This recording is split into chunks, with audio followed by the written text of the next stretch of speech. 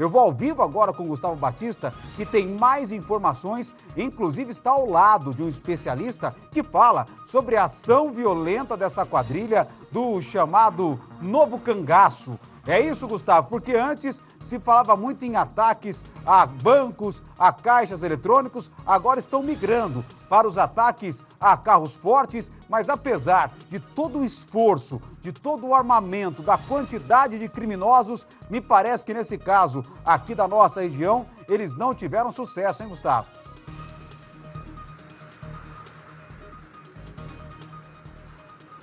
Isso mesmo, né, Valentim? Mais uma vez, boa tarde a você que nos acompanha aqui no Balanço Geral. Valentim, e tudo o que aconteceu ontem por parte da Polícia Militar faz parte aí de um plano de ação dos policiais militares. Né? Eu vou conversar a partir de agora aqui com o Marco Aurélio Gritti, ele é tenente-coronel aposentado da Polícia Militar e agora especialista em segurança pública. Gritti, a gente inclusive acompanhava a reportagem agora há pouco da Ludmila aqui. Você apontou ali vários pontos que indicam, né, esse planejamento, tudo que foi por parte da polícia, né, organizado ali para combater esses criminosos. Boa tarde, sem dúvida, Gustavo. A atuação da Polícia Militar ela é feita hoje por protocolos, né? E um desses protocolos, um desses planos de ação, visa contra-atacar essa ação criminosa. E, além disso, tem que preservar vidas, né? Então, assim, é um contra-ataque, é toda uma forma de atuação das forças policiais para preservar vidas, porque há muitos inocentes nas proximidades, em regra, as estradas ali tem veículos passando, as pessoas às vezes param para querer filmar, ver o que está acontecendo. Então, o comandante dessa operação, ele tem que preservar essas vidas, preservar a vida dos seus policiais e contra-atacar a ação desses criminosos para dar uma resposta rápida do Estado no sentido de até, quem sabe, fazer algumas prisões. O ponto escolhido pelos criminosos próximo à cidade de Restinga não foi à toa. Esses criminosos, eles planejam muito bem essa atuação, eles são ousados, então eles escolhem pontos das estradas em que há intersecções de outras rodovias ou proximidades dessas intersecções, justamente para fazer com que a equipe de contenção ganhe tempo no confronto com os policiais, para que boa parte da quadrilha possa fugir.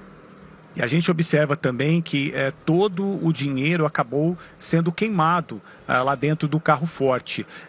Esta também é uma tática, né? É uma questão de segurança também que está sendo adotada aí pelas empresas. Sem dúvida. Hoje, a tecnologia que envolve essas empresas de segurança privada, de transporte de dinheiro, ela é muito avançada. Então, há meios hoje tecnológicos, há muitas ferramentas hoje, de você inutilizar esse dinheiro, essas cédulas, para fazer com que, ao mínimo, a mínima ação de ataque, elas possam ser inutilizadas ou destruídas, para que, se forem levadas na sua totalidade ou em parte, não tenham nenhuma utilidade para esses criminosos. Foi o que aconteceu nesse caso, que pegou fogo em tudo. Nesses casos, em casos anteriores também, que houve ataques mais recentes na região ali de Piracicaba, região de Campinas, esses ataques não tiveram fruto nenhum para os criminosos, porque boa parte ou a maioria das cédulas, elas foram inutilizadas ou destruídas. Além destas ações em carros fortes, né, no estado de São Paulo, a gente observou também nos últimos anos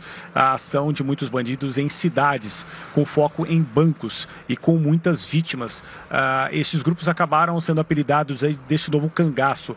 Existe uma semelhança de atuação desses criminosos que tem como foco o carro forte e também esses que sitiam essas cidades? Existe sim, existe uma semelhança de atuação. Essas quadrilhas, elas se planejam, se organizam para fazer esse tipo de ação criminosa.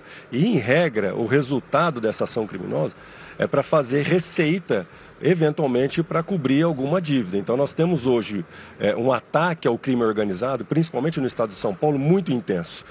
Todos os dias nós acompanhamos pela mídia operações contra o crime organizado que atacam principalmente a questão patrimonial, ou seja, o bolso da organização criminosa está sendo atingido e ela precisa reaver esse dinheiro. De que forma ela faz isso? De forma um pouco mais rápida, digamos assim, ou através dos bancos ou através de ataques às joalherias.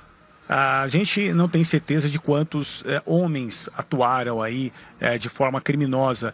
O primeiro número aí foi 16 homens, né, estariam tentando realizar esse assalto. Depois, agora, o número mais atualizado, pelo menos 10 atuaram nessa tentativa de assalto a esse carro forte. Por que este grande número de pessoas atuando de forma criminal?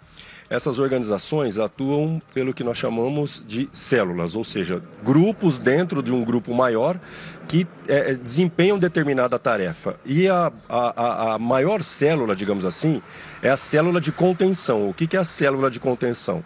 São aqueles criminosos que estão no local do crime justamente para fazer frente à atuação policial. Então eles sabem que vai haver confronto, eles sabem que a polícia tem protocolos, que a polícia reage, que a polícia não recua, eles sabem disso. Eles precisam ganhar tempo para a sua ação. Como ganhar tempo? Investindo em células de contenção, trocando tiros com os policiais militares, em regra, utilizando fuzis, que foi o caso, fuzis de grosso calibre, 7,62, 5,56, .50, para tentar ganhar tempo para a ação criminosa em si, aquele núcleo da ação criminosa, e também para a fuga. Grite, o nosso apresentador, Thiago Valentim, está lá no estúdio, quer fazer uma pergunta para você, Valentim. Qual que é a pergunta aqui para o Grite? Olha, primeiro eu queria agradecer ele, Gustavo, né? O especialista em segurança, tem muita experiência nessa área e está ao vivo com a gente aqui. Ninguém melhor do que o Grite para falar sobre uma ação como essa, né? Queria agradecê-lo aqui por falar ao vivo com a gente agora, 12h18. E a pergunta é o seguinte, né? Fica aquela questão, nós mostramos muito aqui na década passada ataques a caixas eletrônicos. E aí, aos poucos, os bancos, junto com a polícia, com a segurança pública, começaram a criar mecanismos, né? Olha, aquela fumaça dentro da agência, aqueles dispositivos que explodiam e manchavam as notas para que esses bancos não fossem mais atacados. E a gente viu que praticamente zerou essa questão de ataques a caixas eletrônicos. Teria alguma alternativa para também tentar coibir, acabar com esses ataques aí a carros fortes, já que eles estão tentando e me parece que não tem sucesso porque o dinheiro acaba explodindo junto com a bomba ali, queimando junto com o incêndio, Gustavo?